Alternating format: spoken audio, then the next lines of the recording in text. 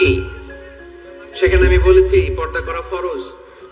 এই পর্দা আপনার অধিকার, এটা আপনার আভিজাত্যের প্রতীক, আপনার রুচির প্রতীক। এটা বলে কতটুকু পর্দা, সেক্ষেত্রে আমি দুইটা মত উল্লেখ করেছিলাম। মত নাম্বার 1, সারা শরীর ঢেকে রাখবে, ফেসটা খোলা রাখবে, হাত খোলা রাখবে, এটা একটা মত। আরেকটা মত, সব ঢেকে রাখতে হবে, শুধু চোখ খোলা, তাই না? দুইটা মত উল্লেখ করে আমি বলেছিলাম যে এটা হচ্ছে রুকসাত আর এটা হচ্ছে আজিমাত। আমি এও বলেছি যে এর চেয়ে শ্রেষ্ঠ পর্দার হতে পারে না, শুধু চোখ খোলা, সব ঢেকে রাখতে হবে, এটা শ্রেষ্ঠ পর্দা, এর চেয়ে ভালো পর্দার হতে পারে না। আমি নিজেও সাজেস্ট করি এটা, যে শুধু চোখ খোলা থাকবে। আবার ওই প্রশ্নের উত্তরে এও বলেছি চেহারা হচ্ছে সৌন্দর্যের রাজধানী, চেহারাই যদি দেখা হয়ে যায় তো সব দেখা হয়ে যায়, এজন্য এটা আমি সাজেস্ট করেছি। তারপরে এরা আমারে ধাক্কাইতে ধাক্কাইতে ওই মতের দিকে নিতে চায়, আসলে নাই। তো এই যে 3 বার যে আমি এই কথা বললাম, এগুলো শুনবার সময় কি কানে তুলা দিয়ে রাখছিলেন?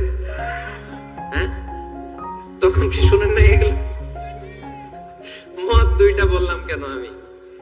হুজুর দুইটা কেন বলবেন? অন্য মতের প্রতি আপনার এত শ্রদ্ধা কেন? আমগো তো নাই। এই হয়েছে সমস্যা। ক্লিয়ার কাট কথা। পর্দার ক্ষেত্রে দুইটা মতের উল্লেখ করেছি প্রিয় ভাইরা। বলেছি এক মত বলেছে ফেস খোলা, হাত খোলা, আরেক মত বলেছে শুধু চোখ খোলা। এবং আমি বলেছি এইটা শ্রেষ্ঠ পর্দা, এর চেয়ে ভালো পর্দা হয় না, বলছি না আমি? আবার বলছি যে আমি সাজেস্ট করি এটাই সবচেয়ে ভালো, এটা করবেন। এবং শেষে বলেছি চেহারা হচ্ছে সৌন্দর্যের রাজধানী, চেহারায় যদি দেখা হয়ে যায় তো সব দেখা হয়ে যায়। এগুলো কি প্রমাণ করে? আমি এই মতের পক্ষে না এই মতের পক্ষে? বায়ে না ডানে? ডানে। তো আমি এই মত অবলম্বন করি, মানে আপনাদের যেই মত আমারও এই মত। আমার ধাক্কা মারতেছেন কেন? ধাক্কাইতেছেন কেন আমাকে? ধাক্কাই আমার ওই মতে নিতে চায়, ঠিক না। বাড়াবাড়ি কখনো কল্যাণ বয়ে নিয়ে আসে না। আওয়াজ করবেন না, মনোযোগ দিয়ে শুনেন। এই যে মত, এটা আমার মত না, এটা অনেক স্কলারদের মত। নারীরা শুধু ফেস খোলা রাখবে আর হাতের কবজি পর্যন্ত খোলা রাখবে, এটা আমার মত না। আমি অন্যদের মতকে শুধু ন্যারেট করেছি, বর্ণনা করেছি মাত্র। মেজরিটি স্কলাররা, জুমহুরুল ফুকাহা, আই রিপিট, আমি আবার বলছি, মেজরিটি স্কলাররা বলেছেন ফেস এবং হাত খোলা রাখা যাবে। যদিও আমার মত এটা না, আমার মত হচ্ছে যে শুধু চোখ খোলা রাখবেন।